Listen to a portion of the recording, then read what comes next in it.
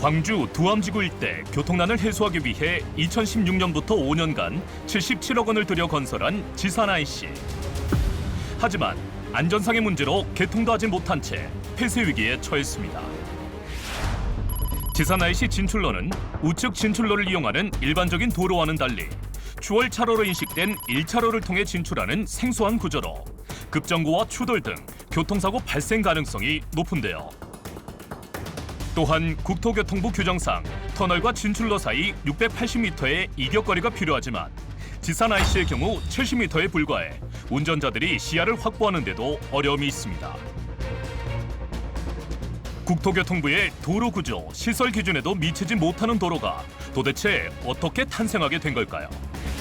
당초 도로 설계는 일반적인 우측 진출로였습니다.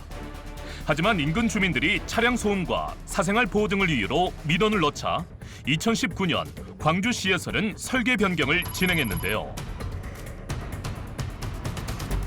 전문가들은 안전성의 이유로 반대했지만 광주시의 계속된 강행으로 결국 지난해 7월 좌측 진출로로 완공됐습니다. 하지만 개통을 앞두고 진행한 현장 점검에서 또다시 안전성에 대한 문제가 불거지자 수차례 개통을 연기했고 지난 7일 민선 8기 인수위가 진출로 폐쇄를 제안하면서 사실상 폐쇄 절차에 들어갔습니다. 이에 대한 피해는 고스란히 광주 시민들이 떠안게 됐는데요. 이 많은 돈을 투자를 해놓고 개통을 하면 이거 아무것도 아니지. 돈이 처음에 들더라도 이쪽에 땅을 좀 구입해갖고 2차선에서 나가게끔 해야지. 이거 해놓으면 못하냐고. 아예 빼지를 말아야죠. 처음부터. 이거 돈 들이고 이거 뭐예요? 나라 세금 들이고.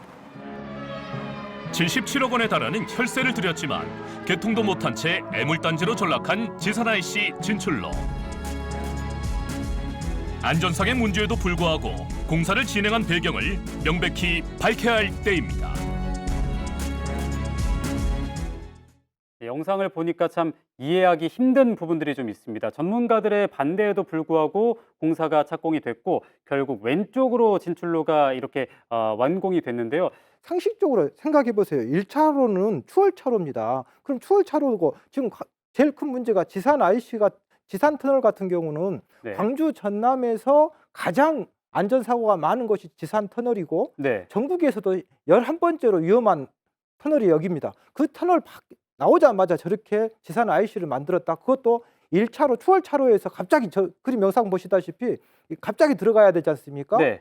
굉장히 지금 위험하죠. 재난 안전이라고 하는 것은 네거티브 어프로치거든요. 저희들이 네. 무슨 얘기냐면 불안전하고 미흡한 것을 찾아가지고 안전을 도모하자고 하는 것인데 어떻게 된 게 설계 단계에서부터 불안전하고 미흡한 것을 만든다는 자체가 저런 발상 자체가 재난 안전을 하는 사람으로서 굉장히 납득이 안 가는 거죠. 이사 결정 과정에서도 네. 전문가들의 의견이 적절하게 반영되지 않았던 것도 있고요. 네. 또 졸속 행정으로 처리가 됐다는 점, 그리고 경제성이나 정치적인 논리에 밀려서 시민들의 안전은 좀 후순위에서 고려가 됐다는 점 등을 들 수가 있을 것 같습니다. 철저한 진상 조사를 시작해서 시민들에게 좀 결과를 투명하게 공개를 했으면 좋겠습니다.